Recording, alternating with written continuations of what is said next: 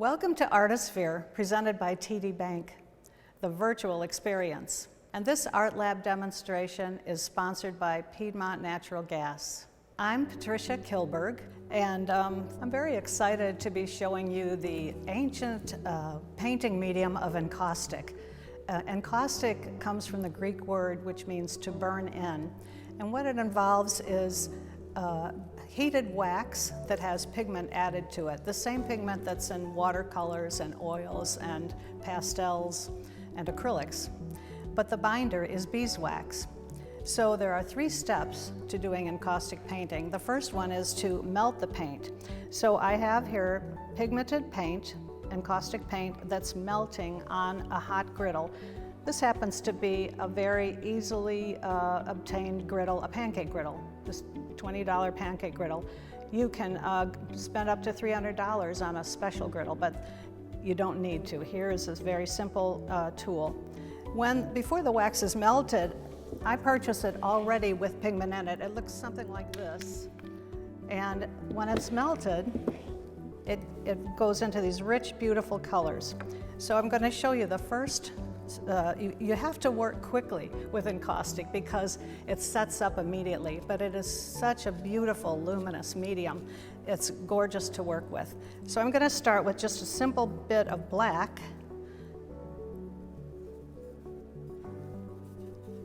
And you can see it solidifies right away. But that has to be heated with a heat gun or a torch to fuse it to the layers underneath it.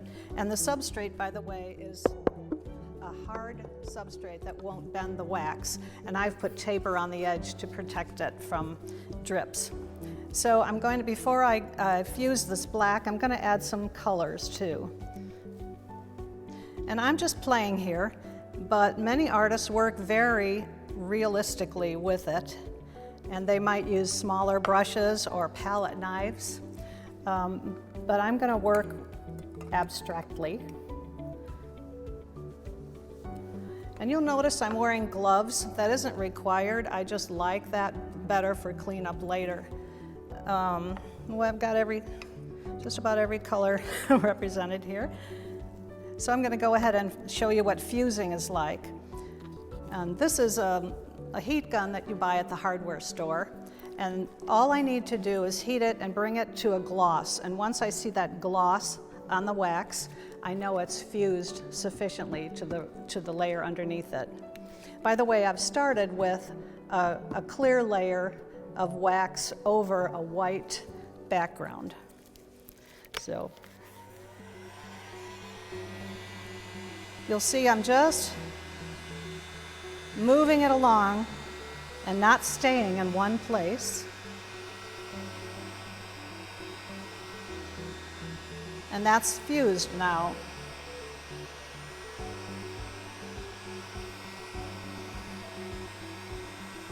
And I'm fusing every bit of it to the layer underneath.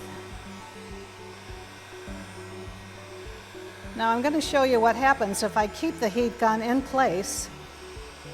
It's going to move the wax around.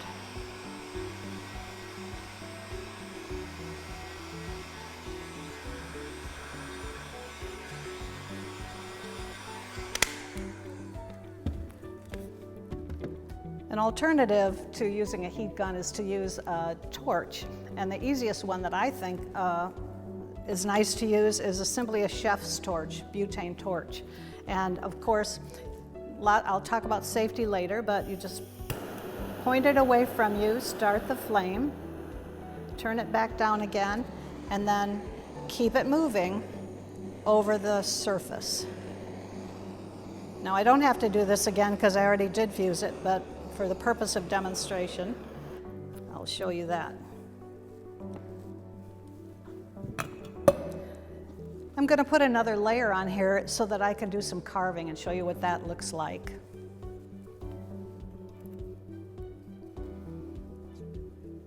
Pretty hideous so far, but we'll get there, I hope.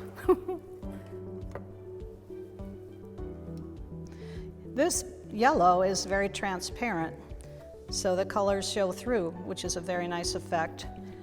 this yellow, and this is yellow ochre, which is more opaque. And I think I'll throw a little white in there. I'm just throwing everything in here. White is usually opaque. If you want to make an opaque color transparent, all you do is add clear wax to that, clear melted beeswax. So I'm going to use the torch again, just keep the sound down.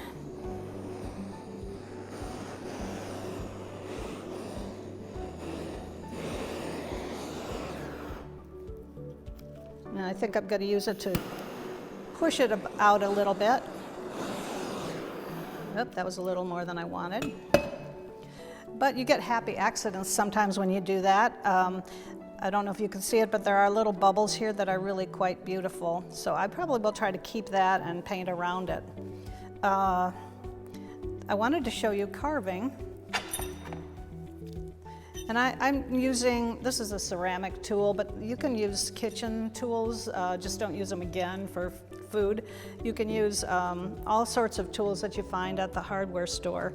And this is actually an old dental pick that I found online. And I can just go in here and carve into it. And it leaves lines, and then all this extra wax I usually save and make neutrals out of it later. So you can see there's a curvy line. I'll try some smaller lines.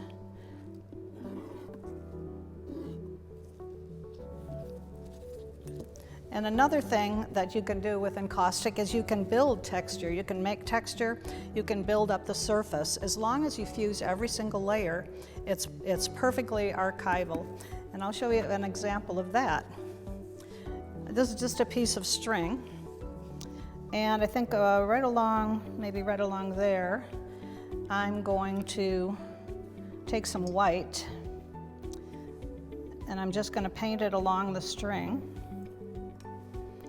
Very liberal application of the paint.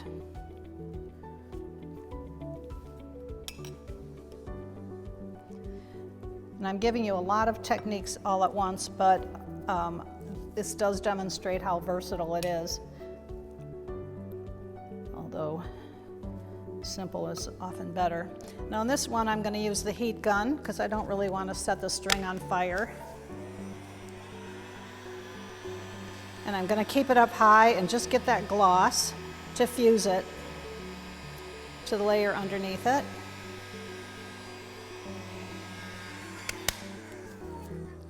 And one of the things to be cautious about when you're working with these tools is this is very hot, this tip, and of course the torch tip is also very hot. So I've never been burned yet. I'm very careful, and I've been doing this at least 12 years. So then I lift the string and I've got this highly textured stripe. I have done entire pieces with this, showing color beneath it and stripes of texture. So it's just got so much versatility. So all of this has been fused. What do I want to do next? I'm not sure. I think I'll play around with, with this turquoise now that it's melted more. I can hold these, they're pretty hot, but I can hold them while I'm wearing these gloves. These are nitrile gloves. I just buy them by the box of 200. Yeah, let's just do that. And you have to keep your brush warm in the paint or else it'll solidify right there on the brush. But when I'm done, I can leave my brushes right in that tin. Don't have to take them out. It hardens and then they just are stored that way. Let's see, a little more. I think it would be nice to reveal some of this line here. So I'm going to scrape some of this off, but not too hard, because oops, it's a little too soft right now to be scraping. I needed to let it cool more. That's all right, we'll incorporate that design and do. When you make a mess, do it 5 or 6 times and then it looks like an intentional pattern. Okay. Another technique that if you want a straight, crisp line, you can take masking tape all different sizes of masking tape and place it on the painting, and I'm going to show you that. And paint around it. Let's see, we'll just give it a blue.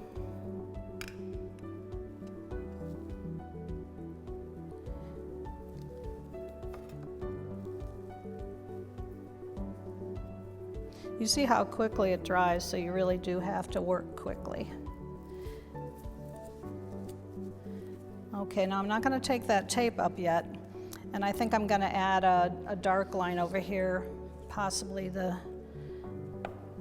black again.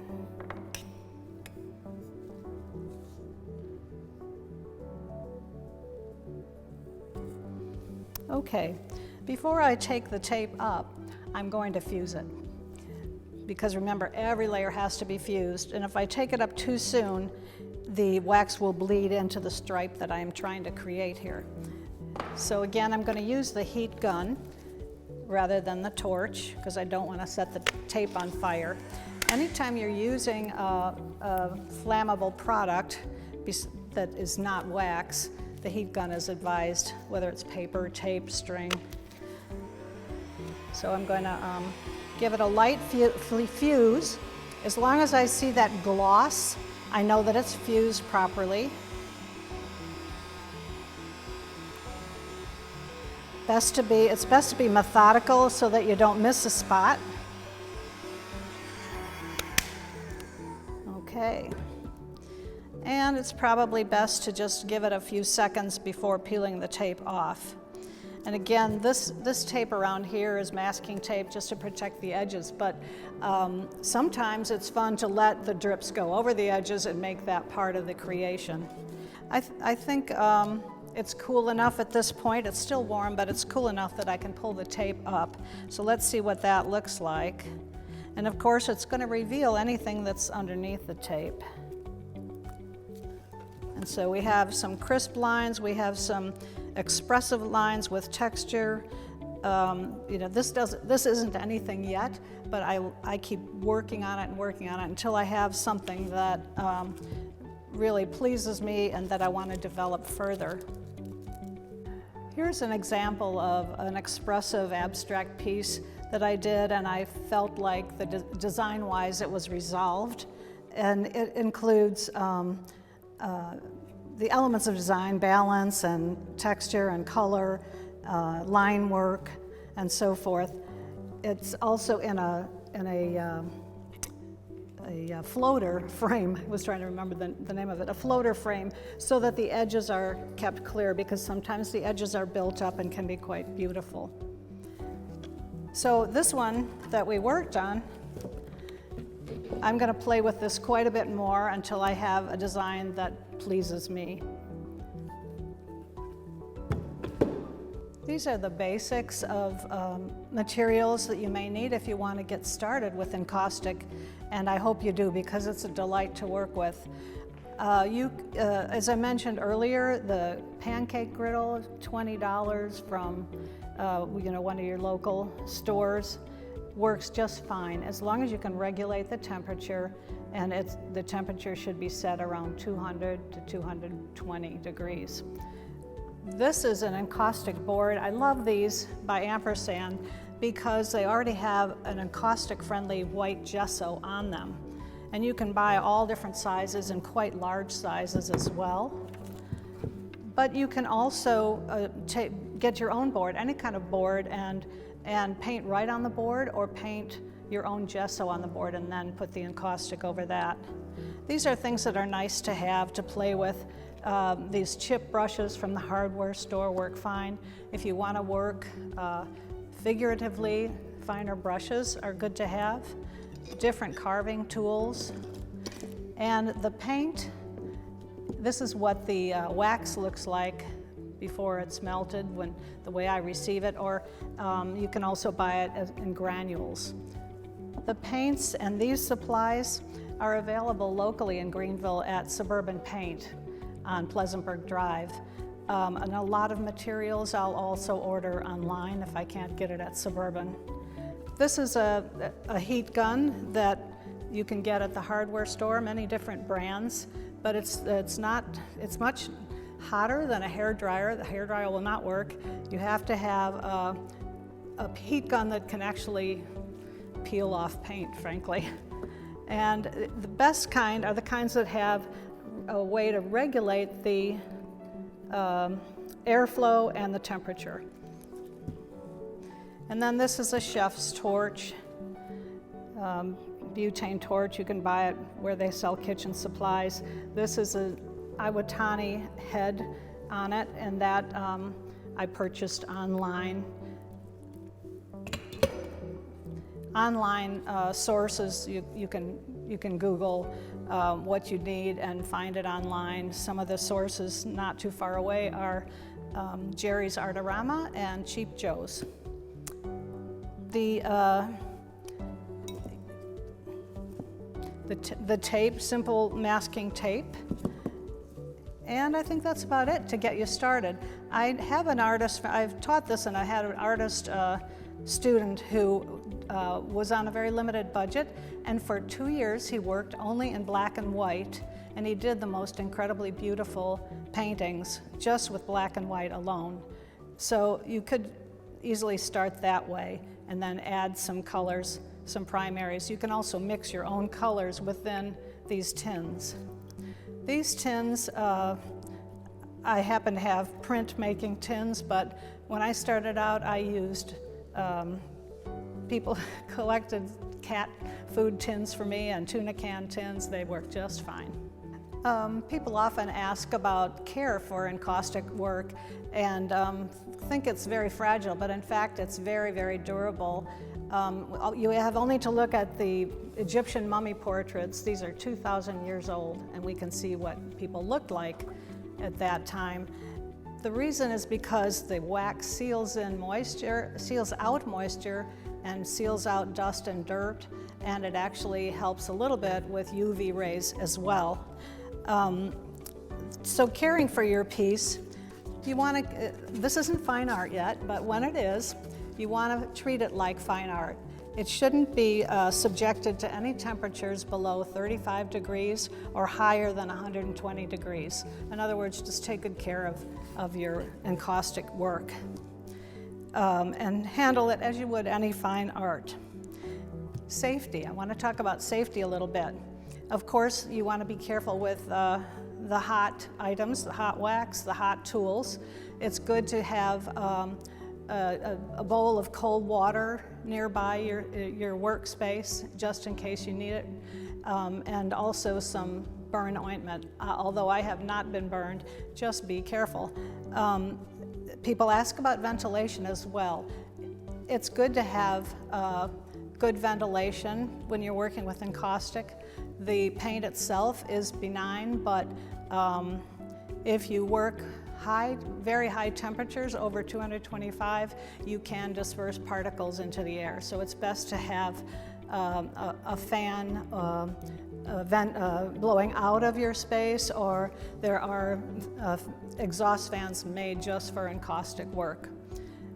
And never heat up a combination of wax and a solvent. Keep the solvents away from your paint, and just, if you do those things, you are completely safe with working with encaustic. Thank you for joining me. For more information about my work, you can find me on patriciakilburg.com. Thanks again to our sponsor, Piedmont Natural Gas. Please enjoy the rest of your visit to Artisphere, presented by TD Bank, the virtual experience.